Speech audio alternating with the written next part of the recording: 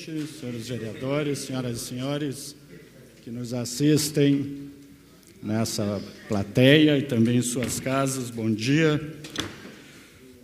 Nós vivemos atualmente grandes dificuldades econômicas, não apenas no nosso estado, mas também nos demais estados da federação, poderia-se dizer que em todos os municípios. Todos, com maior ou menor intensidade, estão sendo afetados pela enorme crise que, pelo que dizem os economistas, pelo que dizem as pessoas mais experientes aí, que já passaram por tantas outras crises, parece uma das piores. No Rio Grande do Sul, aliás, o senador Pedro Simon escrevia alguns dias atrás que no Rio Grande do Sul é um fato histórico. Desde o Império, o nosso estado vem sofrendo pela imposição do governo federal, né? Desde o Império, e não foi à toa que tivemos a Revolução Farroupilha, porque o Estado não aguentava mais que a União, né, que o Império retirasse as riquezas do nosso Estado sem nenhuma contraprestação, além de aumentos de impostos, falava o senador, e do despotismo também, pelos quais se indignou a população rio-grandense. E isso tem continuado ao longo dos tempos. Eu tenho seguidamente referido que nós não vivemos numa federação, né?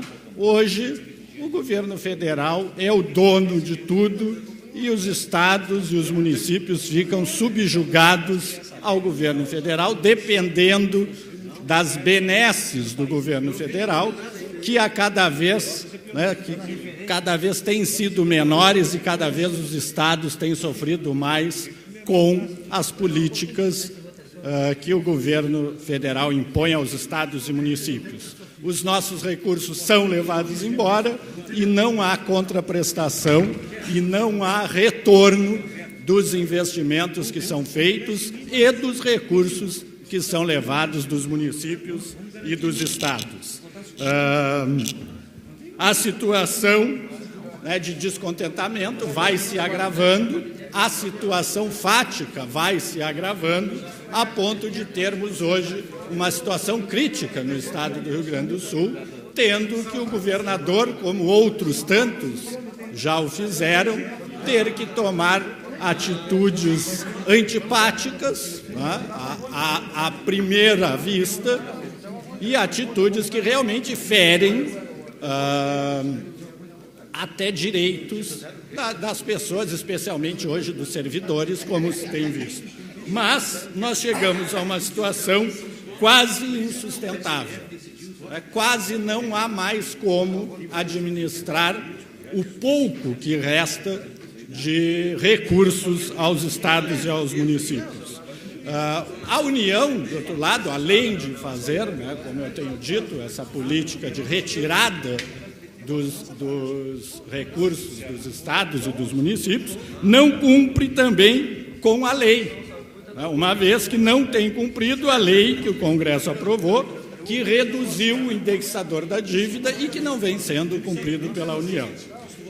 O Rio Grande do Sul, é verdade, como eu dizia, há muitos anos vem fazendo esforços, tentando reverter essa situação, e o que não tem conseguido, e estamos hoje numa situação crítica. A União, além disso, dizia, aliás, o senador Pedro Simon, durante muitos anos, nos últimos tempos, desde o governo do então governador Pedro Simon, impôs investimentos e continua impondo aos estados investimentos que são obrigações federais, como investimentos em estradas, como investimentos em compras de terras para assentamentos para a reforma agrária. No nosso caso específico, a instalação do terceiro polo petroquímico, e ainda investimentos necessários para que a então Aços Finos Piratini pudessem ser, né, implementadas, algumas das quais, né, tanto estradas como empresas, que foram posteriormente privatizadas pelo governo federal, sem qualquer contraprestação aos estados que investiram, né, e que colocaram o seu patrimônio, o seu dinheiro, nesses investimentos. E por isso, então, temos dificuldades tão grandes, sem qualquer ajuda, entre aspas, do governo federal, que cada vez tem retirado mais, como eu dizia. E os municípios, de um modo geral, estão passando por inúmeras dificuldades, né? De outro lado, e até parecendo que estamos, né, vivendo uma situação diferente, que na verdade não é diferente, porque tivemos planejamento, o município de Pelotas não vem passando por tantas dificuldades assim. E temos tido em Pelotas investimentos, que muitos dizem que são do governo federal, porque o governo federal colocou dinheiro, porque o governo federal, quando, na verdade, o dinheiro é nosso. E os investimentos que temos tido hoje, especialmente, são financiamentos, não são concessões do governo federal. Ontem ainda tivemos a assinatura dos contratos de requalificação, poderia-se dizer, de construção, né, das vias da Avenida João Jacobaini e da Zeferino Costa, né, que alguns dizem, está aí o governo federal colocando dinheiro. Não, está aí o município de Pelotas com capacidade, porque tem uma equipe especializada, eficiente, que faz projetos e que alcança financiamentos. São recursos financiados pelo PAC, né, são recursos, aliás, do Fundo de Garantia do Tempo de Serviço, que serão pagos. Né? E ainda há a contrapartida do município. Nessas duas avenidas, cujas obras possivelmente comecem na segunda-feira, dependendo, né, do clima, aí, são 9 milhões de reais, dos quais 30% ainda serão investidos pelo município, com uma requalificação total, eu diria uma construção até, né, com obras de rede de esgoto, drenagem, o próprio calçamento, que é asfalto, né, o pavimento, calçadas, sinalização, enfim, obras tão necessárias há tanto tempo para que aquela região possa também acompanhar o desenvolvimento que Pelotas vem acompanhando, que Pelotas vem fazendo.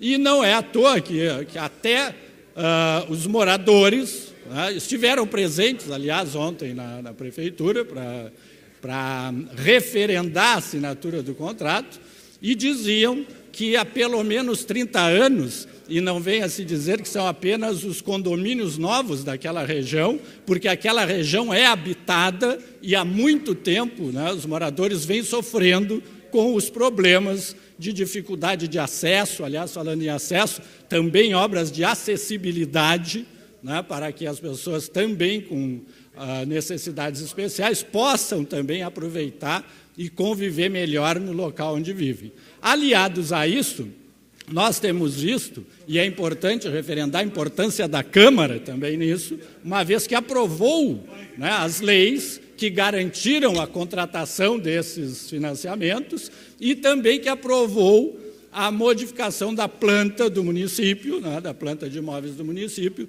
com a alteração das regras para a cobrança de IPTU, o que possibilitou esses investimentos. Aliás, também tem se dito aqui que os investimentos do IPTU, ou que o dinheiro do IPTU não está sendo colocado a favor da população, quando não é verdade. Pois, para que a prefeitura consiga colocar a contrapartida aos investimentos que vêm sendo alcançados, é lógico, não é, que o que será utilizado são os recursos advindos da nova planta do IPTU, além, é lógico, de outros impostos também. E não só para essas avenidas. Nós temos visto aí, entre aspas, problemas com a Bento Gonçalves, né? Porque é lógico que para o trânsito, para nosso andar do dia a dia dificulta algumas coisas, vou concluir, mas a obra da Bento Gonçalves também é um exemplo de contrapartida, onde temos visto a obra muito grande, porque a drenagem toda está sendo feita, né? Até a rede de esgoto também acabou havendo alguma intervenção, e já estamos vendo as melhorias que isso vai acontecer. Além disso, o IPTU também está sendo colocado no ginásio do Colégio Pelotense, que havia uma promessa do governo federal há muito tempo e que não foi cumprida, e que a Prefeitura colocou seus recursos para a reforma total, quase uma reconstrução. O ginásio municipal, os postos de saúde que vêm sendo reformados, as UPAs, enfim, o nosso dinheiro, o nosso investimento, seja no IPTU, seja nos impostos que pagamos, o município de Pelotas tem retornado à população, o que não faz o governo federal e nem o governo estadual com os recursos que levam do nosso município e não disponibilizam de novo para a nossa população. Obrigado.